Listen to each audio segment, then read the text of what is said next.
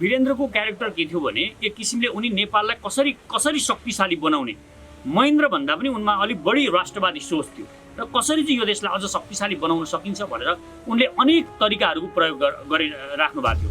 यदि नेपाल शान्ति क्षेत्रको प्रस्ताव स्वीकार भयो, संसारले माने भने त्यो इन्डियाको लागि, इन्डियाको सपना छ जुन नेपाल खाने सपना, त्यो कहिले पनि पुरा हुँदैन। इन्डियाको ग्रान्ड डिजाइन फेल भयो, जुन सोच थियो त्यो फेल भयो। त्यो फेल भइसकेपछि उसका कुनै पनि कुरा पुरा नभएपछि अब आफ्नो बाटोबाट यहाँ स्थायी शक्ति इन्डिया चाहँदैन। पहिलो कुरा, चाहे आर्मी होस्, चाहे राजा होस्, चाहे कुनै पनि, त्यो चाहँदैन थियो। अब राजालाई मार्नुपर्ने भयो होइन। जस्तो अब मदन भण्डारीको हत्याको कुरा गर्नुहुन्छ तपाईँ, मदन भण्डारीको हत्या हुँदा पनि सिधै शक्ति कसमा आयो? माधव नेपालमा आयो। दिपेन्द्रले यदि हत्यादेखि हत्या आफ्नो बाबुलाई मार्छु भनेर सोचेको पनि रहेछ भने मलाई आएर झुन्ड्याउनुहोस्, ल यो अनुसन्धान गर्नुहोस् होइन, अनुसन्धान गर्ने टोली बनाउनुहोस्। दिपेन्द्रले यो सोच पनि दिपेन्द्रको माइन्डमा आएको रहेछ भने मलाई झुन्ड्याइदिन्छ। घटना नघट्दै पहिल्यै संसारभरिका मिडियामा यो खबर पुर्याइसकेको छ। यो दिपेन्द्रले, यदि दिपेन्द्र बाँचेको भए पनि, सुन्नु सबै, दिपेन्द्र खतम, किनभने त्यहाँ दिपेन्द्र भागे कि भन्ने उनीहरूलाई डर थियो क्या। दिपेन्द्र बाँचेको भए पनि उनीहरूले पहिले के गरिदिनु लागेको थियो भने दिपेन्द्रले नै हत्या गरेको भनेर उनीहरू बताउन चाहन्छन्। तर ज्ञानेन्द्र पारसलाई एउटा शक्तिले समाएर जेलमा राखेर एकदम राम्रोसँगले अनुसन्धान गर्ने अथवा एउटा अनुसन्धानको एउटा राम्रो टिम बनाएर अनुसन्धान गर्ने हो भने वास्तविकता के हो उहाँहरू नहुन पनि सक्नुहुन्छ, तर वास्तविकता के हो एकदम राम्रोसँगले। एउटा महत्त्वपूर्ण संवादका लागि हामी छौँ। म सचेत नेपाली महाअभियानका संयोजक पुण्यप्रसाद प्रसाई हामीसँग हुनुहुन्छ। सधैँ स्वागत छ। धन्यवाद सर। मैले एउटा अलिकति फरक विषयमा कुराकानी गरौँ जस्तो लाग्यो। तपाईँसँग धेरै विषयमा निरन्तर रूपमा हामी कुराकानी त गरिरहेका छौँ। यो बिचमा वीरेन्द्र, तत्कालीन राजा वीरेन्द्रको वंशनाश भएको पनि 20 वर्ष भएछ। अनि अस्तितिर एउटा अन्तर्वार्ता गर्दाखेरि तपाईँले झस्स केही कुराहरू भन्नुभएको थियो। त्यो कुरा अहिले मैले रिमाइन्ड गरेर ठ्याक्कै म यहाँ त्यो कुरा गरिहालौँ जस्तो मलाई लाग्यो। राजा वीरेन्द्र र मदन भण्डारीको हत्या सायद एउटै शक्तिले गरेको हो टाइपका कुराहरू पनि तपाईँले गर्नुभएको थियो। र यो 20 वर्ष पुगेको यो टाइमिङमा हामीले केही व्यक्तिहरूसँग यस विषयमा कुराकानी गरियो। कुराकानी गर्दाखेरि अब कोही दिपेन्द्रले मारेको भन्छन्, कहाँ हुनु त्यो त हुँदै होइन। नेपालमा क्रिस्चियन धर्म फैलाउनको लागि यो चाहिँ सिआइएले तयारी गरेर रको टाउकामा टेकेर नेपाली सेना मार्फत मारेको हो भन्छन्, कोही के भन्छन्। बडा सामञ्जस्यता यो के हो रणभुल्नमा परियो। यसलाई पनि तपाईँले साह्रै गहन रूपमा पक्का अध्ययन गर्नुभएको छ। एउटा स्थापित लेखक, अध्येता, धेरै सालमा नेपाली राजनीतिमा परोक्ष रूपमा यहाँको योगदान अध्ययन सबै भएको कारणले गर्दाखेरि कुन कर्नरमा कसरी हेरिरहनु भएको छ यो विषयलाई त्यो जानु न भन्ने लाग्यो मलाई। हो, यो एकदमै गम्भीर कुरा छ। यसलाई अहिलेसम्म आइरहेका जुन मत छन् त्योभन्दा अलिक फरक किसिमले हेर्नुपर्ने हुन्छ हामीले। जस्तो अहिलेसम्म हामीले के बुझिरहेका छन् भने अब खम्पा विद्रोह भयो, त्यो विद्रोह दबाउनलाई यो वीरेन्द्रले भूमिका खेलेकोले सिआइएले मारेको होला एक किसिमका मान्छेहरू त्यो भन्छन् होइन।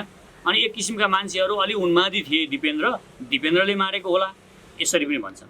अब यसलाई हेर्नलाई अलिकति ब्याकग्राउन्ड जानुपर्ने हुन्छ, थोरै पछाडि फर्किनुपर्ने हुन्छ। जस्तो वीरेन्द्रको क्यारेक्टर हेर्नुपर्ने हुन्छ कि वीरेन्द्रको क्यारेक्टर के थियो भने एक किसिमले उनी नेपाललाई कसरी कसरी शक्तिशाली बनाउने, महेन्द्र भन्दा पनि उनमा अलिक बढी राष्ट्रवादी सोच थियो र कसरी चाहिँ यो देशलाई अझ शक्तिशाली बनाउन सकिन्छ भनेर उनले अनेक तरिकाहरूको प्रयोग गरिराख्नु भएको थियो राजाले। जस्तो असंलग्नताको आन्दोलनमा पनि जुन असंलग्न राष्ट्रहरू छन् त्यसमा पनि संलग्न हुने, त्योभन्दा अर्को राम्रो एकदम राम्रो चाहिँ नेपाललाई शान्ति क्षेत्र बनाउने उहाँको एउटा बडो ठुलो अभियान थियो। एकदम विश्व स्तरको धेरै राष्ट्रहरूले, संसारका धेरै राष्ट्रहरूले समर्थन गरेका थिए। त्यो सबैभन्दा खतरनाक कुरा के भयो भने त्यो इन्डियाको लागि सबैभन्दा डरलाग्दो कुरा भयो त्यो। हेर्नुहोस्, यदि नेपाल शान्ति क्षेत्रको प्रस्ताव स्वीकार भयो, संसारले माने भने त्यो इन्डियाको लागि, इन्डियाको सपना छ जुन नेपाल खाने सपना, त्यो कहिले पनि पुरा हुँदैन। र उसले के अड्को थाप्यो हामीलाई भने यत्रो सैनिक राखेर शान्ति क्षेत्र गर्न पाइन्छ भनेर उसले कहिले पनि यो कुरालाई स्वीकार गरेन र मानेन। उसले यसलाई अनुमति पनि दिएन, कुनै किसिमको फोरममा पनि यसले गरेन।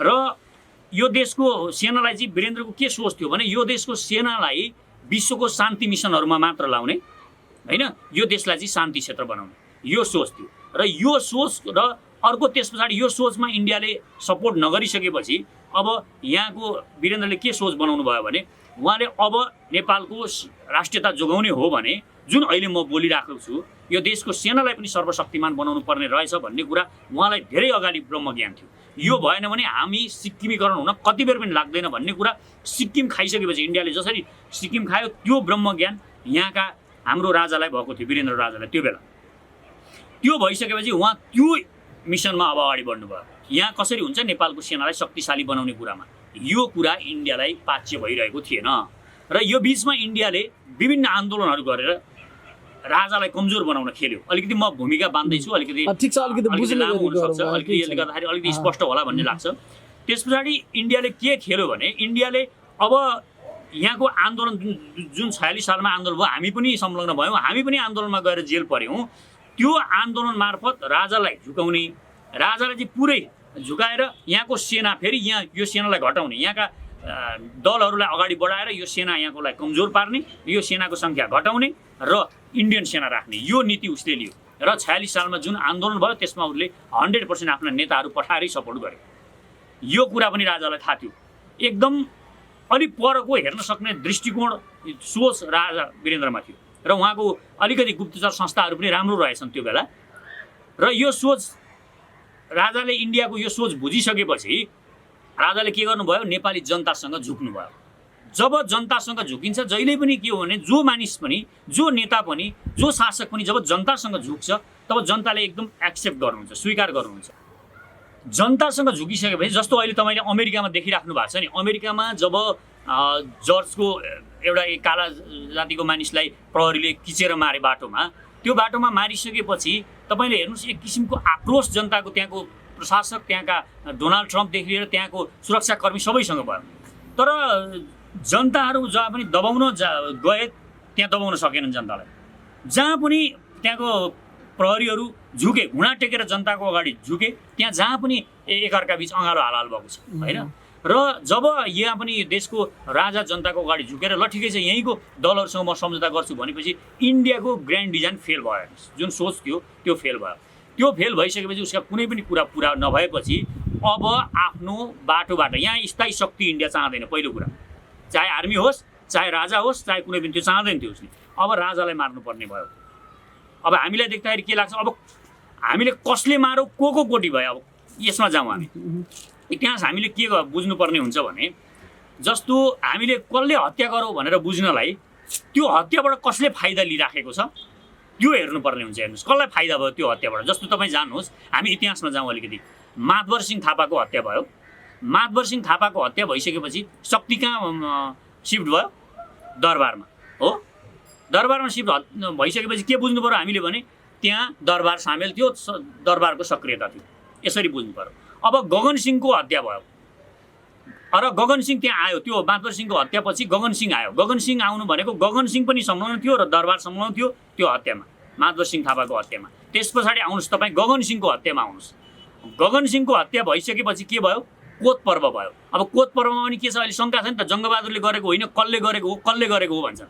तर अब कसरी हेर्नुपर्छ हामीले कुनै कुरालाई भने अब त्यो कोत पर्व पछाडि शक्ति कहाँ सिफ्ट भयो, कसको हातमा पुग्यो शक्ति? दरबारको पुग्यो? पुगेन।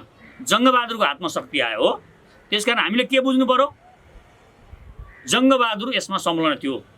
सिधा उसको प्रमुख मान्छेले त जङ्गबहादुरले हुँदै होइन झ्याप त्यो देख्यो, त्यसपछि आफूले त्यसलाई क्यास गर्यो पनि भन्छ। होइन होइन, यस्तो यो यति विश्लेषण गरेका छन्, गरेर त पाइयो नि। होइन, यो विश्लेषण भनेको सतै विश्लेषण के आयो झ्यामझुम हानु अनि पाइहाल्यो भन्ने यो त केटाकेटी विश्लेषण हो नि त। यस्तो विश्लेषणमा त हामीले विश्वास गर्नु भएन।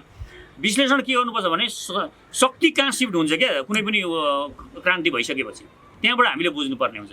त्यस पछाडि तपाईँ हेर्नुहोस्, यसलाई अलिकति म बुझाउनलाई इतिहास ल्याइरहेको छु है मैले। सरले खालि यसलाई छोटो गर्नलाई म यसलाई सारांशकृत किन गर्छु? होइन, म घटना गरे पछाडि शक्ति कता गयो त्यसलाई नै दोष दिनुपर्छ भन्ने त्यो उसको हात हुन्छ। जस्तो रणदीप सिंहको हत्या भयो, रणदीप सिंहको हत्या भएपछि वीर शमशेरमा शक्ति गयो हो। अब उसको संलग्नता देखियो कि देखिएन?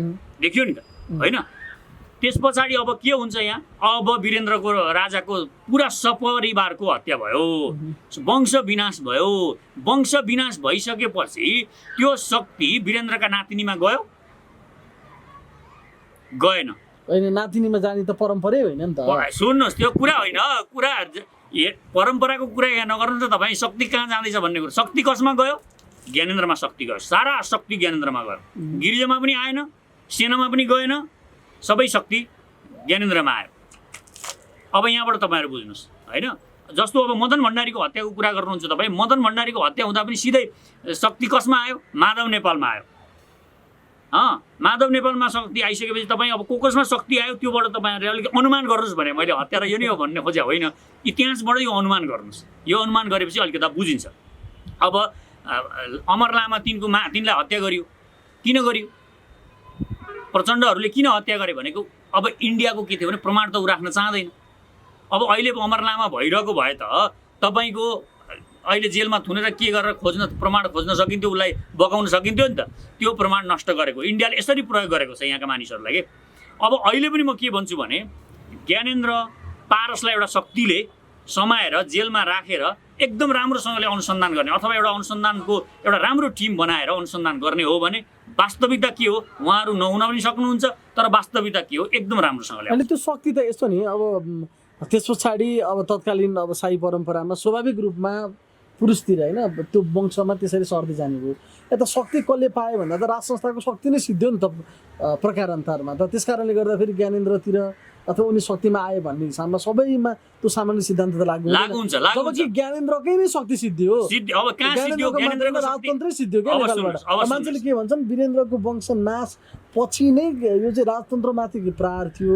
त्यस पछाडि जुन एउटा हामी भगवानै सम्झिन्थ्यो होइन, एउटा आस्था विश्वासको धरोहर थियो र पछाडि चाहिँ अब दाइमाराको आरोप उनलाई पनि लाग्यो।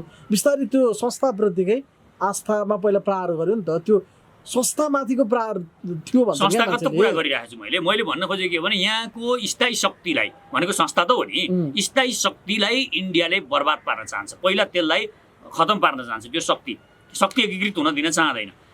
र अब तपाईँले भनेकै कुरामा आउने हो भने विष्णुको अवतार भनेर यहाँका जनताले चाहिँ मानेका थिएनन्। जब जनताको अगाडि नागरिकको अगाडि जब राजा झुकेपछि मात्रै उनलाई वास्तविक मानेको है, त्यो पनि हेर्नुपर्ने हुन्छ। अब ज्ञानेन्द्रलाई शक्ति आयो यो त परम्परागत कुरा थियो नि त भन्ने कुरा जुन छ। अब तपाईँ यहाँ जानुहोस्, जब इन्डियाले प्रयोग गर्छ भने अन्तिममा त प्रयोग जसले गरिरहेको छ शक्ति त उसैले खिचिहाल्ने हो नि त। त्यो त उसको उद्देश्य त के थियो?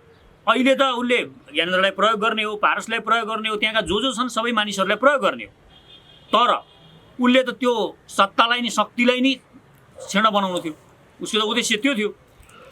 इन्डियाको त त्यो सोच छ कि राज संस्था त खतम पार्नुपर्ने इन्डियन डिजाइनमा र यिनीहरूलाई मोहरा बनाइयो ज्ञानेन्द्रलाई। अब नाम नलिउँ होइन, तपाईँले भने अनुसार शक्ति कहाँ गएको छ शक्तिको आधारमा हेर्नुहोस् तपाईँ। शक्ति जाँदै गइसकेपछि तपाईँले बुझ्नुहुन्छ मोहरा यिनीहरू बन्दै गए। ज्ञानेन्द्रको वंशनाश हुनुका पछाडि तत्कालीन पूर्व राजा ज्ञानेन्द्र शाहकै हात छ होइन। त्यसमा उनको संलग्नता अथवा उनको कुनै न कुनै उनको मौनता भन्छ नि, उनको मौनता पनि कहिलेकाहीँ के हुन्छ भने थाहा पाएर यसमा डाइरेक्ट सहभागी हुनु पर्दैन नि त। तपाईँको मानसिक रूपमा पनि तपाईँले मौन सहमति दिनुभएको छ भने पनि त्यसले धेरै काम गरिराखेको हुन्छ होइन। त्यहाँ खेल्नमा त्यो शक्ति पुरै लागेको छ र त्यो शक्ति मौन भएको कारणले उसले त्यो सब गर्न सक्यो र गर्न सकेपछि त्यो शक्ति त्यहाँ सिफ्ट गर्यो। शक्ति गरिसकेपछि अब त्यहाँ त के भयो? पनि त शक्तिमा रहनै सकेन नि तपाईँको। रहन नसक्नुको कारण के हो त भने अब उनी सर्ट टाइमिङका लागि मात्र रह्यो। अब जस्तो उनी त्यो रहनुको कारण के हो, नरहनुको कारण के हो भने उनीसँग त सधैँ इन्डियन गुप्तचरहरू स्ट्यान्ड बाई उनको वरिपरि नै छन्, अहिले पनि छन्। अहिले बनाउँछु भन्ने पनि उनलाई फेरि राजा बनाउँछु भन्ने पनि छन्। र उनलाई त के छ भने अब उनलाई एकदमै निरङ्कुश पार्नुपर्छ। अब त्यो संस्थाप्रतिको जुन जनताको भावना छ पहिला त त्यो निर्मूल भइसक्यो। निर्मूल भइसकेपछि अब के भयो? त्यो भावना निर्मूल भइसक्यो, अर्को एउटा खराब मानिस फेरि पात्र त्यहाँ उभिसकेपछि त अब जनताहरूले त नमान्ने भयो। अब उसलाई अझै खराब बनाउँदै लान्छ, खराब बनाउँदै लाने हो। उसको चाहिँ चरित्र, उसका सबै कुराहरू धुमिल बनाउँदै लाने हो, धुलीधङ्कट बनाउँदै लाने हो। त्यो गरिँदै गयो र उनी एकदमै निरङ्कुश जस्तो देखिँदै गए, जनतामा गिर्दै गए र उनीप्रति नकारात्मक दृष्टिकोण भयो। जब उनलाई फाल्नु पर्ने भयो कोही पनि बोलेन, यो पनि उसैको डिजाइन हो। अब एक स्टेप त्यहाँ वीरेन्द्रको हत्या गरिसकेपछि, वंश विनाश गरिसकेपछि त्यस पछाडि कसलाई लाने त्यो दोस्रो स्टेप हुन्छ। त्यहाँदेखि पछाडि के गर्ने तेस्रो स्टेप हुन्छ। त्यो त स्टेप बाई स्टेप हुने हो नि त। अब अर्को स्टेप के छ? अब यो गर्दा पनि उनीहरू सम्भव भएन। त्यही बेला संविधान सभाबाट उनीहरूको यो राजा मात्रै फाल्ने थिएन, यहाँको झन्डा पनि फाल्ने थियो। इन्डियाको सोच त राष्ट्रगान पनि फालिहाले, झन्डा पनि फालिसके, सबै चिज यहाँका कुराहरू देशी। अब नयाँ झन्डा आइसकेपछि त हामी भावनात्मक रूपमा गाँसिँदैनौँ नि त, नयाँ झन्डासँग छिटो गाँसिँदैन नि त होइन।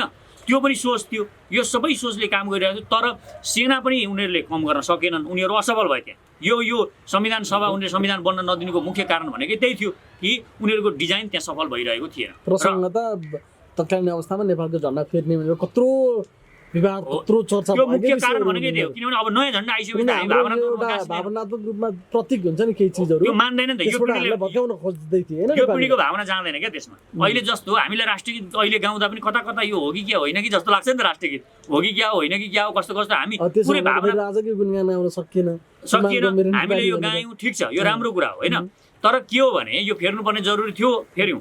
तथापि पनि के हो भने यी भावनात्मक रूपमा हाम्रा कुरा सबै कुराहरूलाई छिन्नभिन्न पारिदिने र नयाँ शक्ति ल्याउने, नयाँ शक्ति ल्याएर त्यो शक्तिलाई आफ्नो पक्षमा युज गर्ने। अब अहिले राजा बनाउने भनेको पनि इन्डिया। अब यसमा अलि आफ्ना तर्क विश्लेषण अब त्यो आफ्नो अध्ययन अनुसार तर्क अनुसार यो हो कि भन्ने एउटा प्रेडिक्सन हो। तर तत्कालीन अवस्थामा जुन एउटा समिति बनाइयो जाँचबुझ आयोग जस्तो त्यसले स्पष्ट रूपमा भनेको छ दिपेन्द्रले नै यसको हत्या गरेका हुन् होइन, गुटुङ टुङटुङले रेटेट यसरी हाने भनेरसम्म देखाएका तस्बिरहरू आएको थियो र त्यतिखेरका दिपेन्द्रका केही क्रियाकलापहरू उप पनि धेरै कोणबाट चर्चा परिचर्चाहरू अध्ययनहरू भएका छन्। अहिलेका झन्डै पारसलाई बिर्साउने खालकै उनका गतिविधिहरू त रहेछन् नि त्यतिखेर पनि होइन। उनले त धेरै त्यो कालो पदार्थ समेत सेवन गर्ने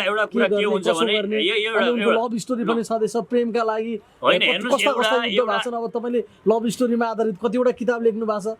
सुन्नुहोस् अब एउटा कुरा, तपाईँ एउटा उमेर पुगेको बेला तपाईँले लभ गर्नु भएन भने तपाईँ नर्मल मान्छे होइन। पहिलो कुरा तपाईँले यो बुझ्नुपर्छ है होइन।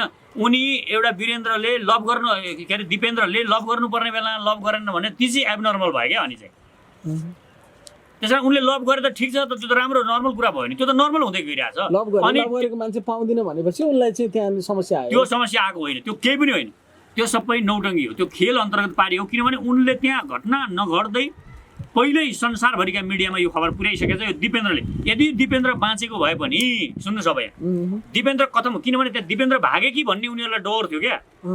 दिपेन्द्र बाँचेको भए पनि उनीहरूले पहिल्यै के गरिदिन लागेको थियो भने दिपेन्द्रले नै हत्या गरेको भनेर उनीहरू बताउन चाहन्थे संसारलाई। दिपेन्द्र राजा नहोस् ज्ञानेन्द्र राजा होस् भन्ने सोचले डिजाइनमा भएको छ नि त्यो काम त।